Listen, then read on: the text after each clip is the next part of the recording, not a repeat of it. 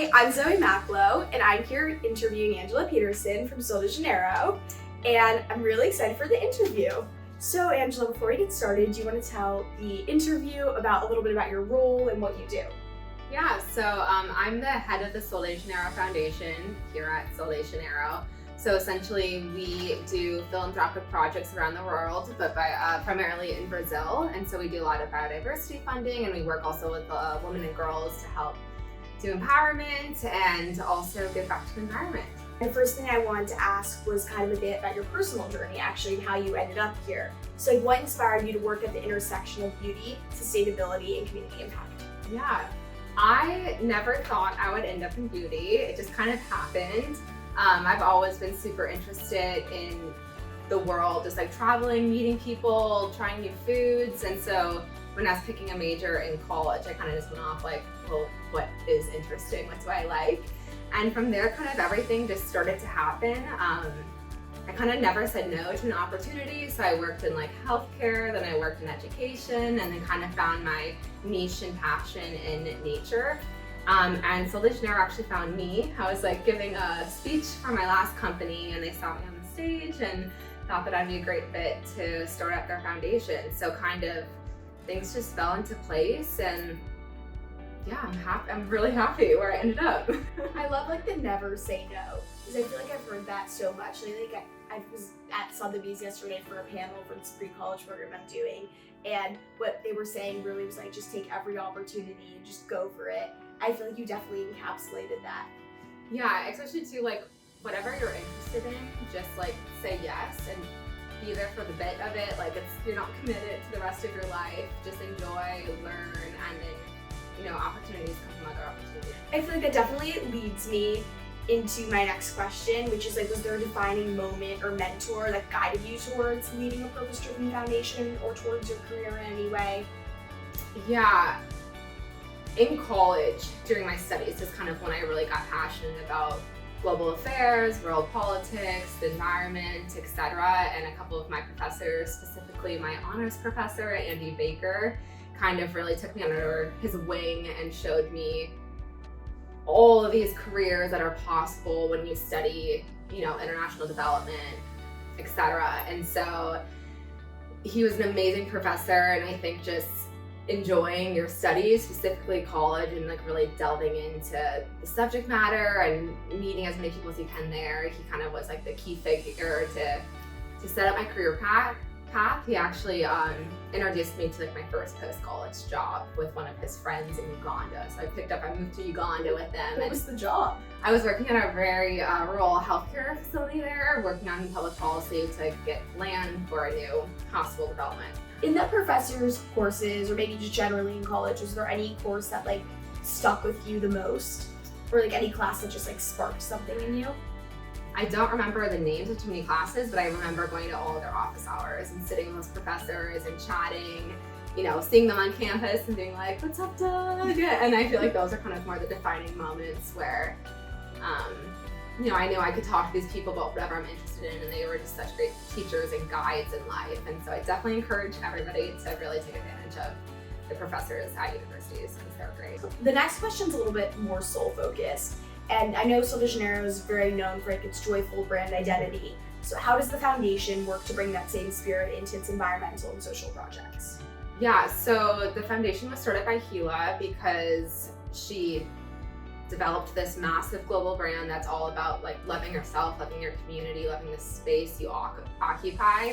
And so when she started the foundation, she built its principles off of that vibe. So loving for nature, it's like where the ingredients come from for our amazing products. Love for, your community and people who may not have the same opportunities as you, and helping everybody to feel empowered. And so essentially everything you do is very embedded, and a lot of the locations where we work is directly related to our company, whether that's through like where our supply chain is, whether it's our brand inspiration, or whether it's, we know we create impacts and we want to give back. And so, yeah, everything we do essentially is a part of that ethos. And it's just way more fun than like the doom and gloom of like, we must do this because the world's gonna end, or we have to because we must, but it's like we want to do it because it's great, it's beautiful, it's fun. So what would you say you're most proud of achieving so far in your career? I mean, definitely getting to this moment. Running the foundation for Sol has been amazing because I definitely feel a lot of ownership in building it up. Obviously, I'm younger, and so to kind of find myself in this place of power and influence is exciting. It can be frustrating sometimes, but the whole board of the foundation, the leadership at Sol too is really committed to becoming more sustainable and to give back through this way. So I'm definitely really passionate about this, and it's, you know, it's tough, and we're doing it together, and it's definitely probably the biggest challenge I've had to face. And so I would just say this moment, living in the moment, this is probably what I'm most proud of. And next year might be something new, but yeah. Yeah. So during your career, have you ever felt like underestimated at all? And if so, how did you navigate that? My title is the head of this foundation, and so I get invited into rooms where everybody else is a 65-year-old man. And so they definitely look at me like, are you the intern? I'm like, no, I'm actually executive director. Yeah, I'm here with you. So, but then once people, you know, get over that hump and then hear you speak, because I really believe in why I'm here, and I know I don't know everything, and I'm very transparent, like I want to learn, I'm never going to pretend I don't know something. And so I feel like that definitely pays off. Yeah, and then don't be ashamed to be like, you've been here for a while, tell me, like, what have you learned? Because then that just only makes you better, and so it expands your knowledge. And so, do you have any like organizational tips for kind of staying on top of it all in terms of like the information and the knowing your stuff? Yeah, I mean, read as much as you can, all types of books, things that you don't agree with, things that you do. Always try to understand both sides of every argument. Like, even if it's something you cannot comprehend, like, try to understand you don't have to agree with it, but try to understand their point of view. And then it just kind of expands your knowledge on all sides of a thing. But yeah, so read as much as you can, talk to as many people as you can.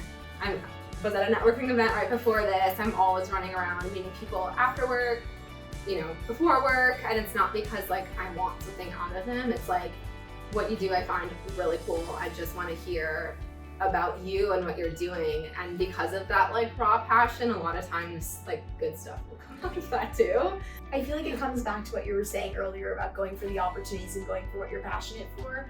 Because if you just kind of go into it and go to the events and you meet the people and you talk to them, then you'll end up getting a lot out of it. Yeah, my biggest piece of advice is do something you're passionate about, because it just makes everything easier. You never have to fake it, like, or at least if you're not even passionate about it, you have to be interested in it.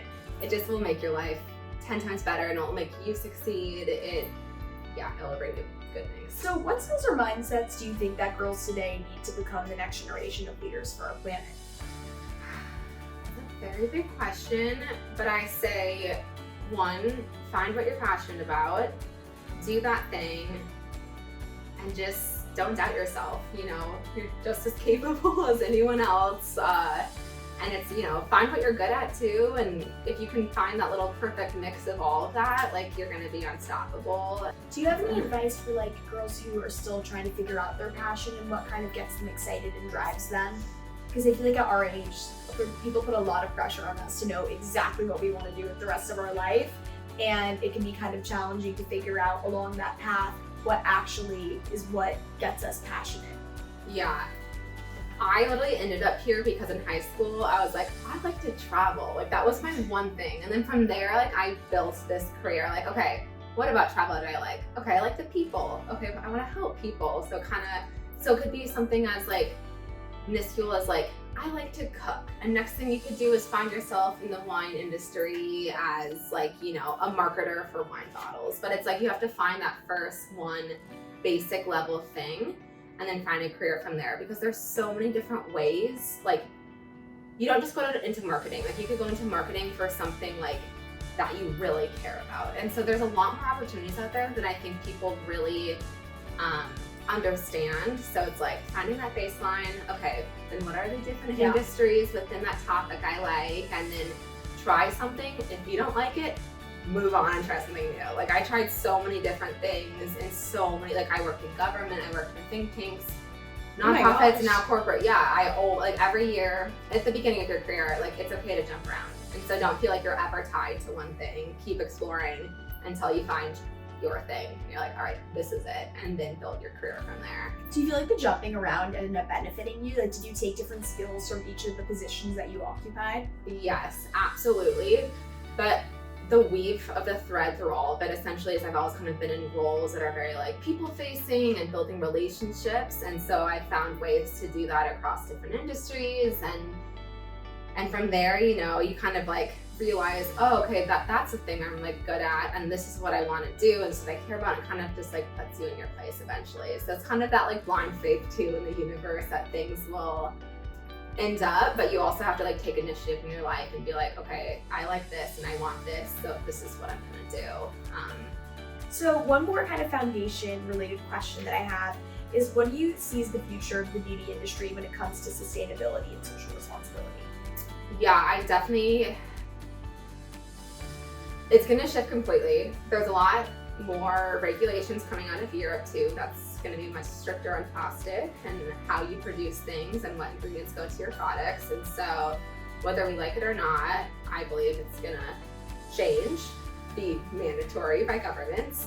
But there's also a huge drive right now across the beauty industry to really focus on our supply chains and know that our products come from nature. We use, you know, oils and butters and fragrance from flowers and trees and nuts around the world. So everybody's kind of really focusing on, we have to take care of the earth to get these inputs for our products. And so a lot of people are switching to more regenerative agriculture or joining industry coalitions that are trying to advance the entire industry. So, you know, it's not bad actors get things for cheap, right? Good actors have to pay for more money. Like everybody's trying to work together to make the entire industry better. And so I see a lot more action, both self-imposed and mandated. But yeah, and now everybody's more aware too of like what goes on to your body. You know, there's a lot more information out there. So I see brands are currently trying. It's a hard change, but I think people will get there eventually. It's just a matter of how soon. I feel like people don't worry about these things because it feels so far removed from them. And then when you bring it to them and you show, well, like, you know, this is actually impacting you too, then it's a total like flip the switch moment. Yes, absolutely. Yeah, and like we need to get out of our minds, like just because it doesn't impact you, like the people, you know, say a factory is in Mexico and it's hurting those local people. Like we should care. Like we kind of need to get out of our own like individualism of like, it's I only matter, and be like, no, like maybe giving kids cancer over there is bad too. Do you have any like plans with the foundation so far, like initiatives that you would want to do to kind of raise this awareness amongst like normal people, like, you know, who are kind of just like, again, like blind consumers and not really thinking too much about that? Yeah, so when the foundation's website is launched, we're going to have like a massive education page where we can teach people about biodiversity and then also the challenges women and girls face and like what are some of the solutions and whatnot. And then we're trying to increase our social media education presence as well, but like we don't want to be annoying and I get that. It's a hard balance. And so right now like we're testing things, trying to find what that balance is, but like we know that we have a very influential brand and like part of our power is what we say, and so we definitely want to use that. We're still working on finding that secret sauce. But yeah, it's a huge thing because I feel like when you tell people like what's happening or like why should you care, or if you just, you know, open people's eyes, like then they do care. They're like, oh whoa, I actually just didn't know that. And so I have one more question for you, which is like more of like a personal one. What would you say is one book, podcast, or like daily habit that keeps you inspired?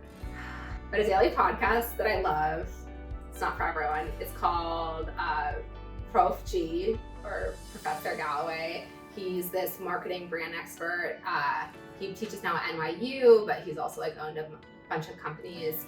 He's so smart, so funny, like says anything in his mind without thinking like, oh, what are people gonna think about that? So he has like great advice or insight into like business, politics, etc. Just like random questions. So I listen to that. I listen to the news every morning just to know what's happening. But inspiration, this sounds so corny, but like I get really inspired coming to office every day and like talking to my team. Yeah, because like everybody in my team here on the sustainability team is just so inspired and like comes here every day to help the company to do better. And so it's just like such a great space to be in. And this company is really special too because it's woman founded. The senior leadership is essentially all women. It's like a ton of women work here, very few men. And so it's just like coming in here every day. It's just like so fun, and you just like feel like, you know, unstoppable. That's amazing. Yeah. I love that. Yeah. I hope to be in a workforce that's very woman-led. Yes, it does. Fingers crossed. Yeah. All right, well, I think that is all I have, unless there's anything else that you want to add. Any last remarks? I feel like we covered a lot. So yeah, I just like, essentially like, this is so funny too, but like happiness at the end of the day is everything. So just do something you love and believe in yourself. And yeah. Okay, well, thank you so much, Angela. I had the best time interviewing you and learning about your career, and I'm definitely going to take all of your advice to heart as I kind of navigate the world from like the transition, I guess, from like childhood to adulthood. It can be a scary one, but I think knowing that and knowing to just go for my passion is definitely going to help me.